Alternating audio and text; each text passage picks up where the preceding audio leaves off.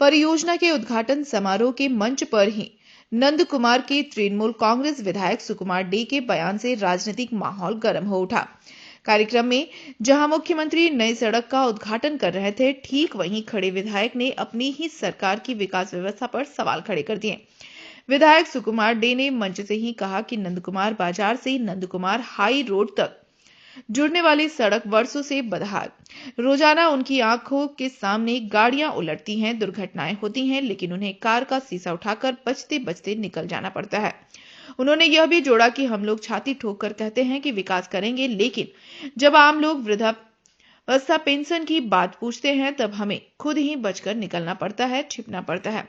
विधायक के इस बयान से सरकारी मंच पर ही शासक दल असहज स्थिति में पड़ गए। स्थानीय लोगों का आरोप है कि सड़क पिछले 10 महीनों से बदहाल, धूल के कारण लोग बीमार पड़ रहे हैं और दुर्घटनाएं रोजमर्रा की बात हो गई है। विधायक स्वयं भी प्रतिदिन कई बार उबड़ खाबड़ रास्ता पार करते हैं। हालांकि बाद में सफाई देते हुए सुकुमार डे ने कहा कि सड़क की मरम्मत के लिए 7 करोड़ रुपए की आवश्यकता है। फिलहाल अस्थायी रूप से मरम्मत कर दी जाएगी और वह पूरी मरम्मत के लिए प्रयास करेंगे। उन्होंने सड़क सुधार के लिए 10 दिन का समय भी मांगा है, लेकिन स्थानीय लोगों ने तंज कसते हुए कहा 5 साल में काम नहीं हुआ तो 10 दिन में क्या होगा। इस पूरे घटनाक्रम पर बीजेपी ने भी कटाक्ष किया। जिला बीजेपी नेता सुकांत चौधरी ने तृणमूल सरकार पर हमला बोलते हुए कहा 14 साल में जो नहीं कर पाए वो 10 दिन में क्या कर लेंगे। यह पथश्री नहीं हताश्री है।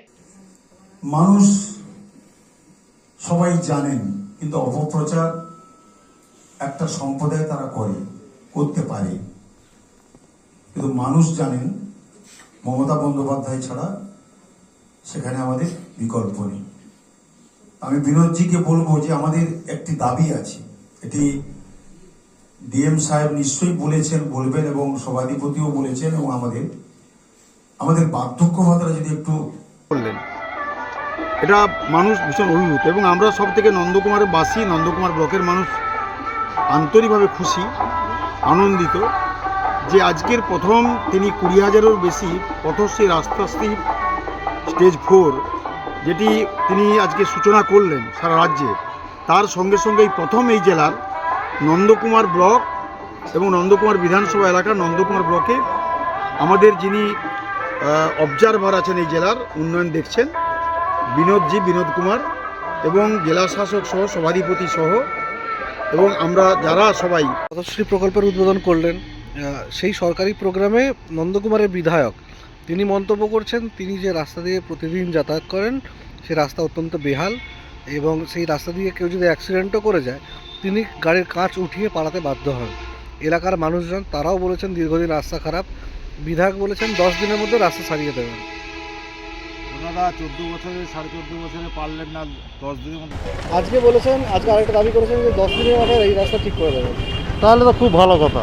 প্রত্যেক দিনই তো এটা হচ্ছে, দুর্গা পূজা থেকে আমরা তো শুনেই আসতেছি আজ কাজ হয়ে যাবে, পরশু কাজ হয়ে যাবে, টেন্ডার হয়ে গেছে, কিন্তু কাজের দেখা হচ্ছে না। রাস্তা এটা প্রায় কতদিন ধরে খারাপ হয়ে আছে?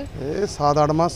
7-8 মাস। হ্যাঁ, আপনারা বিধায়ককে বলেন স্থানীয় কোনো জনপ্রতিনিধি? কী বলবো, বিধায়কের 12টা অঞ্চলে 10টা অঞ্চল নন্দকুমার হাইড্রোটের ওপাশে। স্যার সারাদিনে মিনিমাম 24 ঘন্টার মধ্যে 12 ঘন্টা যাতায়াত করে এটা দিয়ে। উনিও তো লাফি যাচ্ছেন, ওনার কোনো নেই, কেয়ার নেই। না, ওদিকে উনি মাথা ঘামাচ্ছেন। জনগণের কী করবে না করবে সে নিয়ে মাথা ব্যথা নেই? না। জানানোর পরেও কি ঠিক করেননি? জানানো হচ্ছে, অনেকবার বলা হচ্ছে, উনি তো যাচ্ছে, আমরা জানবো কী করে?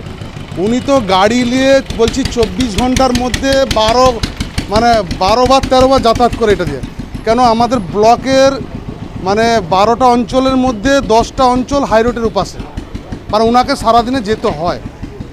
সারাদিনে 1-2 বার তো যাবেই, মাস্ট, কোনো নেই। আর তিনি যদি দেখতে পেয়ে যদি না দেখার ভান করে আমাদের বলার কি আছে? ধুলোর কারণে কি মাস্ক পরে রাখতে হচ্ছে আপনাদেরকে? হ্যাঁ, মাস্ক পরে তো রাখতে, কিছু কর্মসংস্থান তো কিছু নেই। যাক, ব্যবসা বাণিজ্য করে খাচ্ছি, এখন ধুলো দিয়ে শরীর খারাপ হয়ে গেল, মাঝখানটা ধুলে ফুসফুসের প্রবলেম এসে গেছে, সেই থেকে মাস্ক পরে থাকি সবাই।